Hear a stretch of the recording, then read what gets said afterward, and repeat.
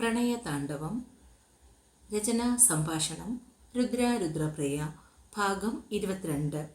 ഓഫീസിൽ നിന്ന് വന്നതല്ലേ ഉള്ളൂ രണ്ടുപേരും. പിന്നെയും ഈ ഗൗരവത്തോടു കൂടി സംസാരിക്കുന്നത് എന്താ മക്കളെ? മംഗലത്തമ്മ ആദിയുടെയും ഹരിയുടെയും അടുത്തേക്ക് വന്നു. ഇവൻ ഒരു വിവാഹാലോചനയുടെ കാര്യം പറയായിരുന്നമ്മ. കെട്ടിയാൽ കൊള്ളാമെന്നുള്ള മട്ടിലാണ് ഇവൻ്റെ നിൽപ്പ്. ഹരിയെ നോക്കി ആദി കളിയാക്കി പറഞ്ഞു. അത് നല്ലതല്ലേ? ഇപ്പോൾ തന്നെ അച്ചുവിന് 27 വയസ്സാണെങ്കിൽ ഇവനേക്കാൾ 4 വയസ്സിന് മൂത്തതാണ് നീ. കെട്ടി 2 മക്കളും ആവേണ്ട പ്രായമായി നിനക്ക്. 31 വയസ്സ്. അപ്പോൾ പിന്നെ 20ഉം 25ഉം വയസ്സായ പെൺകുട്ടികളൊന്നും നിനക്ക് കിട്ടില്ല. പിന്നെ ഇനിയും വെച്ച് താമസിപ്പിക്കാതെ നോക്കുന്നത് തന്നെയാണ് നല്ലത്. അച്ചുവിനോട് ഞാൻ ഇക്കാര്യം പറഞ്ഞ് തളർന്നു. അവനിപ്പോൾ തന്നെ 27 വയസ്സായി. ആൺകുട്ടികളെക്കാൾ ഇപ്പോൾ പെൺകുട്ടികളെ കിട്ടുന്നതാണ് പാട്. നല്ല പിള്ളേരെ കാണണമെങ്കിൽ വല്ല കലോത്സവത്തിനും പോയി നിൽക്കണം. അവിടെ വരുന്ന പെൺകുട്ടികളെ കാണാം. അല്ലാതെ പെണ്ണ് കാണാൻ ചെല്ലുമ്പോൾ ഇതൊക്കെ എവിടെ ഒളിച്ചിരിക്കുന്നതെന്ന് ഈശ്വരന് പോലും അറിയില്ല.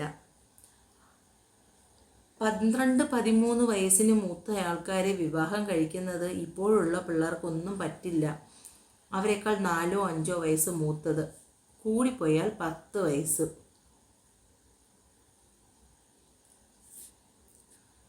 പണ്ട് ഞങ്ങളുടെയൊക്കെ കാലത്താണ് 13-14 വയസ്സിന് മൂത്ത ആളെ വിവാഹം കഴിക്കുന്നത്. ഇപ്പോഴുള്ള പിള്ളേർക്ക് അതൊന്നും പറ്റില്ല. അവരെക്കാൾ 4-5 വയസ്സ് മൂത്തത്. അല്ലാതെ 10 വയസ്സൊന്നും അവരെ കൊണ്ട് ചിന്തിക്കാൻ പോലും കഴിയില്ല. ഹരി ആലോചിച്ചപ്പോൾ അമ്മ പറയുന്നത് ശരിയാണ്. അമ്മയുടെ സംസാരം കേട്ടപ്പോൾ ആദിക്ക് ചിരിയാണ് വന്നത്. എന്നാൽ ഹരിയുടെ എല്ലാ പ്രതീക്ഷയും അപ്പോഴേക്കും ആ മുഖത്തു നിന്നും ചോർന്നുപോയി. ബാലയ്ക്ക് കൂടിപ്പോയാൽ 20 വയസ്സ് മാത്രമേ പ്രായം കാണൂ. അങ്ങനെയുള്ള പെൺകുട്ടിയുടെ കാര്യം എങ്ങനെ ഇപ്പോൾ പറയും? തന്നെക്കാൾ 11 വയസ്സിന് ഇളയതാണ്. താൻ അങ്ങനെ ചിന്തിക്കുന്നത് പോലും തെറ്റായി തോന്നുമോ എന്ന ഭയം ഹരിയിലുണ്ടായി. അതുകൊണ്ട് തന്നെ അവൻ പിന്നീടൊന്നും സംസാരിച്ചില്ല. എന്നാൽ ഹരിയുടെ മുഖത്തിലുണ്ടായ വ്യത്യാസത്തിൽ നിന്നും അത് ബാലയാണെന്ന് ആദിക്ക് പെട്ടെന്ന് തന്നെ മനസ്സിലായി. അമ്മ ഇത്രയും സംസാരിക്കേണ്ടായിരുന്നു എന്ന് ആദിക്ക് തോന്നി. നീ അതൊന്നും കാര്യമാക്കണ്ട, അതൊക്കെ അമ്മയുടെ ഓരോ ചിന്തകളല്ലേ. ആ രംഗം ലഘൂകരിക്കുന്നതിന് വേണ്ടി ആദി പറഞ്ഞു. അതല്ലടാ, അമ്മ പറഞ്ഞതിലും കാര്യമുണ്ട്. ഇപ്പോൾ ഹരിണിക്ക് വേണ്ടി ഞാൻ ഇത്രയും പ്രായവ്യത്യാസമുള്ള ആളെ നോക്കുമോ? അതുപോലെ തന്നെയല്ലേ എല്ലാവരെക്കുറിച്ചും അവരുടെ വീട്ടുകാർ ചിന്തിക്കുന്നത്. എന്നാ പിന്നെ ഞാൻ ഇറങ്ങട്ടെ. ഇനി സ്റ്റേഷനിൽ പോയിട്ട് വേണം വീട്ടിലേക്ക് പോകാൻ. അവിടേക്ക് വരുമ്പോഴും ബാലയെ കാണുമ്പോഴും വളരെ പ്രതീക്ഷയോടുകൂടിയിരുന്ന അവൻ്റെ മുഖം പെട്ടെന്ന് മങ്ങുന്നത് കണ്ടപ്പോൾ ആദിക്കും വല്ലാത്ത വേദന തോന്നി. ഹരി പൊയ്ക്കഴിഞ്ഞപ്പോഴാണ് ആദി അമ്മയുടെ അടുത്തേക്ക് വന്നത്. അമ്മ ഇത് എന്തു വർത്തമാനമാ പറഞ്ഞത്? അവനത് ഫീൽ ചെയ്തു. ഞാൻ അതിനെന്ത് ചെയ്തെന്നാ അച്ചു നീ പറയുന്നത്? ഞാൻ ഓരോ കാര്യങ്ങൾ പറഞ്ഞു എന്നേ ഉള്ളൂ. പ്രായം റോക്കറ്റ് പോലെ പൊയ്ക്കൊണ്ടിരിക്കും. നിന്നെയും കൂടി ചേർത്ത് തന്നെയാണ് ഞാൻ അത്രയും പറഞ്ഞത്. ആദ്യ മോനൂട്ടനെയും എടുത്തുകൊണ്ട് അകത്തേക്ക് പോയി. ബാല ജോലിയൊക്കെ ഒതുക്കി കഴിഞ്ഞ് കയ്യിൽ കുഴമ്പുമായി അമ്മയുടെ അടുത്തേക്ക് വന്നു. കാലിൽ നന്നായി കുഴമ്പ് തേച്ച് പിടിപ്പിച്ചു. മോൾ ഈ എണ്ണ പുരട്ടിയതിന് ശേഷം നല്ല വ്യത്യാസമുണ്ട്. ഇടയ്ക്കൊരു വേദനയുണ്ടായിരുന്നു, അതിപ്പോൾ ഇല്ലേ ഇല്ല. ഞാനൊരു കാര്യം പറഞ്ഞാൽ മോക്ക് ബുദ്ധിമുട്ടാവുമോ? മുഖവുരിയോടുകൂടിയുള്ള മംഗലത്തമ്മയുടെ സംസാരം കേട്ടപ്പോൾ ബാല അമ്മയെ തന്നെ നോക്കി. എന്നോട് എന്തെങ്കിലും പറയണമെങ്കിൽ അമ്മയ്ക്ക് ഈ മുഖവുരയുടെ ആവശ്യമുണ്ടോ? അതല്ല മോളെ, അവിടുന്ന് പെട്ടെന്നുള്ള വരവായതുകൊണ്ട് മോനൂട്ടിന് ആവശ്യത്തിനുള്ള ഡ്രസ്സൊന്നും എടുത്തുകൊണ്ട് വന്നില്ല. ഇപ്പോൾ കുഞ്ഞിന് പുറത്തെവിടെയെങ്കിലും പോകണമെങ്കിൽ അത്യാവശ്യത്തിനുള്ള കാര്യങ്ങളൊന്നുമില്ല. മാത്രവുമല്ല, എനിക്കും കുറച്ച് സാധനങ്ങൾ വാങ്ങാനുണ്ട്. ആദിയോട് മാത്രം പറഞ്ഞു വിട്ട് കഴിഞ്ഞാൽ അവൻ അതൊന്നും നേരാവണ്ണം നോക്കിയെടുക്കില്ല. മോൾക്ക് സൗകര്യമുള്ള ഒരു ദിവസം അവനോടൊപ്പം ടൗണ് വരെ ഒന്ന് പോയി കുറച്ച് സാധനങ്ങൾ വാങ്ങിക്കൊണ്ട് വരാൻ ബുദ്ധിമുട്ടില്ലെങ്കിൽ. അതിനെന്തിനമ്മ ഇത്രയും മുഖവുര? സാറിന് ഞാൻ കൂടെ ചെല്ലുന്നത് ബുദ്ധിമുട്ടില്ലെങ്കിൽ എനിക്കൊരു കുഴപ്പവുമില്ല. അവളുടെ ആ തുറന്നു പറച്ചിൽ കേട്ടപ്പോൾ മംഗലത്തമ്മയ്ക്കും സന്തോഷമായി. ആദിയുടെ കയ്യിലിരുന്ന് മോനൂട്ടൻ ഉറങ്ങിപ്പോയി. അവനെ കൊണ്ട് കിടത്താൻ വരുമ്പോഴാണ് അമ്മ ആദിയോടും ഇക്കാര്യം പറയുന്നത്. നിനക്ക് സൗകര്യമുള്ള ഒരു ദിവസം ബാലയെയും കൂട്ടി പുറത്തു പോയി മോനൂട്ടനും അമ്മയ്ക്കും കുറച്ച് സാധനങ്ങൾ വാങ്ങുവാനുണ്ടായിരുന്നു. എന്തിനാ അമ്മ ഈ വക കാര്യങ്ങൾക്ക് ബാലയെ ബുദ്ധിമുട്ടിക്കുന്നത്? എന്തൊക്കെ വേണമെന്ന് പറഞ്ഞാൽ ഞാൻ തന്നെ പോയി വാങ്ങി വരില്ലേ? നീ മാത്രം പോയി വാങ്ങിയാൽ ശരിയാവില്ല അച്ചു. ബാലയ്ക്കാണെങ്കിൽ മോനൂട്ടൻ്റെയും എൻ്റെയും കാര്യങ്ങളൊക്കെ അറിയാം. അതുകൊണ്ടല്ലേ ഞാൻ അവളെ കൂടെ നിന്നോടൊപ്പം വിടാൻ പറഞ്ഞത്. ബാലയെ വെറുതെ ബുദ്ധിമുട്ടിക്കണ്ടെന്നേ ഞാൻ കരുതിയുള്ളൂ. സാറിന് ഞാൻ കൂടെ വരുന്നതിൽ ബുദ്ധിമുട്ടൊന്നുമില്ലെങ്കിൽ എനിക്ക് കുഴപ്പമില്ല. തനിക്ക് കുഴപ്പമില്ലെങ്കിൽ പിന്നെ എനിക്കെന്താടോ പ്രശ്നം? ഒരു കാര്യം ചെയ്യാം, നാളെ തന്നെ പോയേക്കാം. ഇനിയിപ്പോൾ അതിനുവേണ്ടി ദിവസം മാറ്റി വെക്കണ്ട. ഞാൻ നാളെ ഉച്ചയ്ക്ക് നേരത്തെ വരാം. അപ്പോഴേക്കും താൻ റെഡിയായി നിന്നോ. അവൾ സമ്മതത്തോടെ തലയാട്ടി. പിന്നൊരു കാര്യം, ഇന്ന് വീട്ടിൽ ചെല്ലുമ്പോൾ അമ്മയോട് പറഞ്ഞ അനുവാദം കൂടി വാങ്ങണം. അമ്മ പോകണ്ടെന്നോ മറ്റോ ആണ് പറയുന്നതെങ്കിൽ അത് കൃത്യമായി പറയുകയും വേണം. അല്ലാതെ ഞാനോ അമ്മയോ എന്തെങ്കിലും വിചാരിക്കുമോ എന്നൊന്നും കരുതണ്ട. അതിന് പുഞ്ചിരിയോടുകൂടിയുള്ള തലയാട്ടലായിരുന്നു മറുപടി. മുകളിലേക്ക് കയറിപ്പോകുമ്പോൾ അല്പം മുമ്പ് നടന്ന കാര്യങ്ങളൊക്കെ ആലോചിച്ചു ആദി. അമ്മ അങ്ങനെ പറഞ്ഞില്ലായിരുന്നുവെങ്കിൽ ഉറപ്പായും ഹരിയുടെ നാവിൽ നിന്നും ബാലയുടെ പേര് കേൾക്കുമായിരുന്നു. അത് ആലോചിക്കുമ്പോൾ തന്നെ തന്നിൽ വല്ലാത്ത അസ്വസ്ഥത നിറയുന്നത് ആദി അറിഞ്ഞു. ആ നിമിഷം തന്നെ അവൻ്റെ മനസ്സ് മറ്റൊരു ചോദ്യവും ചോദിച്ചു, ബാല തനിക്ക് ആരാണെന്ന്. വൈകുന്നേരം വീടെത്തുമ്പോൾ അമ്മ പകലുണ്ടായ സംഭവങ്ങളൊക്കെ അവളോട് പറഞ്ഞു. ഭക്ഷണം കഴിക്കാൻ വിളിച്ചിട്ട് ലക്ഷ്മി വന്നില്ല. ആരുമില്ലാത്തപ്പോൾ എടുത്തു കഴിക്കും. എത്ര നാൾ അവൾ ഇങ്ങനെ അടച്ചിട്ട് നമ്മൾ കാവലിരിക്കും മോളെ? സുമ ആദിയോടെ ചോദിച്ചു. ഇനിയിപ്പോൾ 1-2 ദിവസം കൂടി.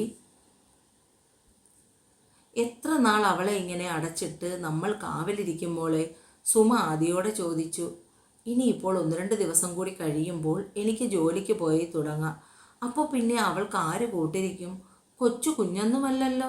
കാര്യങ്ങൾ മനസ്സിലാക്കാനുള്ള കഴിവില്ലേ? അല്ലെങ്കിൽ പഠിത്തം മതിയാക്കി വല്ല ജോലിക്കും കൊണ്ടുപോകാം. ഞാനിപ്പോൾ അതാണ് ആലോചിക്കുന്നത്. ഇവൾ പഠിക്കാനൊന്നുമല്ല ടൗണിൽ പോകുന്നത്, അതെനിക്ക് എന്തായാലും ഉറപ്പാണ്. അതുകൊണ്ട് ഞാൻ തൊഴിലുറപ്പിന് പോകുമ്പോൾ ഇവളെ കൂടി കൊണ്ടുപോകാം. അതാകുമ്പോൾ എൻ്റെ കൺവെട്ടത്ത് തന്നെ കാണുമല്ലോ. ഞാൻ പ്രസിഡന്റിനോട് പറഞ്ഞ് എങ്ങനെയെങ്കിലും സമ്മതം വാങ്ങിക്കാം ഇവളെ കൂടെ തൊഴിലുറപ്പ് പണിക്ക് ചേർക്കാൻ. എനിക്കോ പഠിക്കാൻ കഴിഞ്ഞില്ല, അവളെയെങ്കിലും പഠിപ്പിച്ചൊരു നിലയിലെത്തിക്കണമെന്ന് വിചാരിച്ചു. പക്ഷേ അതിപ്പോൾ ഇങ്ങനെയുമായി. ബാലയ്ക്ക് സങ്കടം വന്നു. നീ അതിന് സങ്കടപ്പെട്ടിട്ട് കാര്യമുണ്ടോ? അവളും കൂടി വിചാരിക്കണ്ടേ രക്ഷപ്പെടണമെന്ന്? തലയിൽ വരച്ചത് തൂത്താലും പോകില്ലല്ലോ. അവളുടെ വിധി ഇങ്ങനെ ആയിരിക്കും. ആ തന്തയുടെ സ്വഭാവം അതേപടി കിട്ടിയിരിക്കുന്നത് ലക്ഷ്മിക്കാണ്. എന്തായാലും അവളെ ഇനി പഠിപ്പിക്കാൻ വിടുന്നില്ല, അത് ഞാൻ തീരുമാനിച്ചതാണ്. അമ്മയുടെ അവസാന വാചകം കേട്ടപ്പോൾ തന്നെ അകത്തു നിന്ന ലക്ഷ്മിക്ക് മനസ്സിലായി തൻ്റെ പഠിത്തം ഇതോടെ കഴിഞ്ഞുവെന്ന്. അത് കേട്ടുടനെ തന്നെ അവൾ റൂം തുറന്ന് പുറത്തേക്കിറങ്ങി. ഞാൻ പഠിക്കാൻ പോകണ്ടെന്ന് അമ്മ തീരുമാനിച്ചാൽ മതിയോ? എനിക്ക് പഠിക്കാൻ പോകണം. അതിന് സമ്മതിച്ചില്ലെങ്കിൽ ഞാൻ കേസ് കൊടുക്കും. പഠിക്കുക എന്നത് എൻ്റെ അവകാശമാണ്. അതിന് നിങ്ങൾ അനുവദിക്കില്ലെന്ന് പറഞ്ഞാൽ ഞാൻ ഉറപ്പായും കേസ് കൊടുക്കും. അന്നേരത്തെ ലക്ഷ്മിയുടെ ഭാവം കണ്ടപ്പോൾ ശരിക്കും പറഞ്ഞാൽ സുമയും ബാലയും പേടിച്ചുപോയി. എന്നെ വീട്ടുതടങ്കലിൽ വെക്കാമെന്ന് ആരും കരുതണ്ട. അതിന് ഞാൻ സമ്മതിക്കില്ല. ഞാൻ നാളെ പോളിയിൽ പോകും. അവൾ അകത്തേക്ക് പോകുമ്പോൾ സുമ ഞെട്ടൽ മാറാതെ ബാലയെ നോക്കി. എന്നാൽ ബാലയ്ക്ക് അത് കണ്ടപ്പോൾ ചിരിയാണ് വന്നത്. അമ്മ എന്താ ഇങ്ങനെ നോക്കുന്നത്? അവൾ പറഞ്ഞതുപോലെ ചെയ്താലോ മോളെ? അമ്മയ്ക്കിപ്പോൾ സംശയമുണ്ടോ? അവൾ എന്തായാലും ചെയ്യും. കാരണം ജയിക്കാൻ വേണ്ടി അവൾ എന്തും ചെയ്യും. അപ്പോൾ പിന്നെ അവൾ പഠിക്കാൻ പോകട്ടെ എന്നാണോ നീ പറയുന്നത്? അല്ലാതെ ഞാൻ എന്ത് പറയണം? എനിക്കറിയില്ല. ഈശ്വര, ഈ പെൺകൊച്ച് എന്തൊക്കെ കാണിക്കുന്നെന്ന്. രാത്രിയിൽ ഉണ്ണിക്കുട്ടൻ ലക്ഷ്മിയെ കഴിക്കാൻ വിളിച്ചപ്പോൾ അവൾ എതിർപ്പൊന്നും കൂടാതെ വന്നിരുന്ന് കഴിച്ചു. അപ്പോഴും ആരോടുമൊന്നും സംസാരിച്ചില്ല. കഴിച്ചു കഴിഞ്ഞ് വേഗം മുറിയിലേക്ക് പോയി. രാത്രിയിൽ സുമ കിടക്കാൻ ചെല്ലുമ്പോൾ അവൾ യൂണിഫോം എടുത്ത് തേച്ച് വെച്ചു. കൊണ്ടുപോകാനുള്ള ബുക്ക് ബാഗിലാക്കി വെച്ചു. അമ്മേ! ബാലയുടെ വിളി കേട്ടുകൊണ്ട് സുമ റൂമിൽ നിന്നും പുറത്തേക്കിറങ്ങി. അമ്മയോടൊരു കാര്യം പറയാൻ വിട്ടുപോയി. അവിടുത്തെ അമ്മയ്ക്ക് കാല് സുഖമില്ലാതെ ഇരിക്കുകയല്ലേ. അമ്മയ്ക്കും മോനൂട്ടനും എന്തൊക്കെയോ സാധനങ്ങൾ പോയി വാങ്ങണം. അതിന് ശങ്കരമ്മാവനില്ല. അതുപോലെ ആദിസാറ് തനിയെ പോയാൽ അതൊന്നും ശരിയാകില്ലെന്നാണ് അമ്മ പറയുന്നത്. എന്നോടുകൂടി ഒന്ന് ചെല്ലുമോയെന്ന് ചോദിച്ചു. അതിന് ചോദിക്കാനുണ്ടോ? മോള് കൂടി പോകുന്നതിന് അമ്മയ്ക്ക് എന്താ കുഴപ്പമൊന്നുമില്ല. നമ്മളെ സഹായിക്കുന്നത് അവരല്ലേ. അതുകൊണ്ട് കുഞ്ഞു മറ്റൊന്നും ആലോചിക്കണ്ട, പോയിട്ട് വാ. അതും കൂടി കേട്ടപ്പോൾ ലക്ഷ്മിക്ക് ദേഷ്യം ഇരച്ചു കയറി. മൂത്ത മോളെ അമ്മ അങ്ങ് അഴിച്ചു വിട്ടേക്കുകയാണോ? ഒന്നുമില്ലെങ്കിൽ അയാൾ നമുക്ക് അന്യനായിട്ടുള്ള ആളല്ലേ. അയാളോടൊപ്പം മോളെ ഇങ്ങനെ അഴിച്ചു വിടുന്നത് അത്ര നല്ലതിനല്ല. ലക്ഷ്മി പറഞ്ഞു കഴിഞ്ഞതും സുമ കൈയെത്തി അവളുടെ തോളിലൊരെണ്ണം വെച്ചു കൊടുത്തു. നീ ഇപ്പോൾ പറഞ്ഞ ആ അന്യനായിട്ടുള്ളവരുടെ വീട്ടിൽ ഇവൾ കഷ്ടപ്പെടുന്നതിൻ്റെ കൂലിയാണ് നീ ഇപ്പോൾ 3 നേരം വെട്ടി വിഴുങ്ങുന്നത്. അതുകൊണ്ട് എന്തായാലും നീയല്ല ബാല, അതെനിക്ക് നന്നായി അറിയാം. പെട്ടെന്ന് ലക്ഷ്മിയുടെ വായിൽ നിന്നും അങ്ങനെയൊക്കെ കേട്ടപ്പോൾ ബാലയ്ക്കും വിഷമം തോന്നി. ബാലയുടെ മുഖം മാറുന്നത് കണ്ട് സുമ അവളെ വഴക്കു പറഞ്ഞു. ഇവളുടെ വാക്ക് കേട്ടിട്ടാണോ നിന്റെ മുഖം ഇങ്ങനെയായത്? നമുക്ക് ഉപകാരം മാത്രം ചെയ്യുന്ന ജയയോട് പോലും ഈ അസുരവിത്ത് എന്തൊക്കെയാണ് പറഞ്ഞതെന്ന് നിനക്ക് ഓർമ്മയില്ലേ? പിന്നെ എന്തിനാ ഇങ്ങനെ സങ്കടപ്പെടുന്നത്? നീ പോയി കിടന്നുറങ്ങാൻ നോക്ക്. എല്ലാവരെയും വേദനിപ്പിക്കാൻ മാത്രമേ ഇവള് പഠിച്ചിട്ടുള്ളൂ. ഇതിനെല്ലാം കൂടി ചേർത്ത് ഇവക്ക് ഈശ്വരൻ കരുതി വെച്ചിട്ടുണ്ടാകും. രാവിലെ പതിവ് പോലെ ബാല അവളുടെ ജോലിയെല്ലാം തീർത്തതിന് ശേഷം ഡ്രസ്സ് മാറി ഇറങ്ങി. എൻ്റെ പൊന്നു കുഞ്ഞെ, ആ കൊച്ചിനോട് പുറത്തേക്ക് പോകുമ്പോൾ നല്ലത് വല്ലത് നിനക്കെടുത്ത് ഇട്ടുകൂടായിരുന്നോ? ശരിയല്ലേ അമ്മേ? അവിടെ ചെന്ന് ജോലിയൊക്കെ ചെയ്യുമ്പോൾ എന്തായാലും ഇത് മുഷിയും. അപ്പോൾ നല്ല ഒരെണ്ണം എടുത്ത് കയ്യിൽ വയ്ക്കാം. പോകുന്നതിന് മുമ്പ് അവിടെ നിന്ന് മാറിപ്പോകാം. എന്നാൽ ഇതായാലും മതി. അമ്മ പറയുന്നത് കേട്ടപ്പോൾ വേഗം അകത്തു പോയി കറുപ്പിൽ വെള്ള പുള്ളികളുള്ള കോട്ടൺ ചുരിദാർ എടുത്ത് ഭംഗിയായി മടക്കി ഒരു കവറിനുള്ളിൽ വെച്ചുകൊണ്ട് അവൾ റെഡിയായി ഇറങ്ങി. രാവിലെ വന്ന സമയം മുതൽ അടുക്കളയിൽ പമ്പരം പോലെ കറങ്ങുകയാണ് ബാല. ഏകദേശം 9 മണി ആയപ്പോഴേക്കും ചോറും കാപ്പിയും ഒക്കെയായി. പക്ഷെ ആരും ബ്രേക്ക്ഫാസ്റ്റ് പോലും കഴിക്കാൻ വന്നില്ല. ഇന്നെന്താ ആർക്കും വിശപ്പും ദാഹവും ഒന്നുമില്ലേ? ഓർത്തുകൊണ്ടാണ് ഇട്ടിരുന്ന ചുരിദാറിൽ കയ്യും തുടച്ചുകൊണ്ട് ബാല മംഗലത്തമ്മയുടെ റൂമിലെത്തിയത്. ഇന്നെന്താ ഇവിടെ ആർക്കും വിശപ്പും ദാഹവും ഒന്നുമില്ലേ? എത്ര നേരമായി ബ്രേക്ക്ഫാസ്റ്റ് ഉണ്ടാക്കി വെച്ചിട്ട്? പരിഭവത്തോടു കൂടിയുള്ള പെണ്ണിൻ്റെ പറച്ചിൽ കേട്ടപ്പോൾ മംഗലത്തമ്മയ്ക്ക് ചിരിയാണ് വന്നത്. എന്തോ ഒരു സുഖക്കുറവ്, അതുകൊണ്ട് അങ്ങനെ ഇരുന്നു പോയി. എന്താ അമ്മേ, വയ്യായ്മ എന്തെങ്കിലും ഉണ്ടോ? ആദിയോടുകൂടിയുള്ള അവളുടെ ചോദ്യം കേട്ടപ്പോൾ മംഗലത്തമ്മയ്ക്ക് സങ്കടം വന്നു. ബാല അമ്മയുടെ അടുത്തിരുന്ന് വയ്യാത്ത കാലിൽ തൊട്ടും തലോടിയും ഒക്കെ നോക്കി. പണ്ടും ഇതുപോലെ ചോദിച്ചുകൊണ്ട് തൻ്റെ പിന്നിൽ നിന്നും മാറാത്തൊരു പെണ്ണിൻ്റെ മുഖം ഓർമ്മ വന്നതും ആ കണ്ണുകൾ പിടഞ്ഞുപോയി. നിമിഷ നേരം കൊണ്ടാണ് അത് നിറഞ്ഞു കവിഞ്ഞത്. ബാല നോക്കുമ്പോൾ മംഗലത്തമ്മ കരയുന്നതാണ് കണ്ടത്. എന്താ അമ്മ, വേദന സഹിക്കാൻ വയ്യേ? ചോദ്യത്തോടൊപ്പം തന്നെ അവരുടെ അടുത്തേക്ക് നീങ്ങിയിരുന്ന് കണ്ണുകൾ രണ്ടും തുടച്ചു കൊടുത്തു.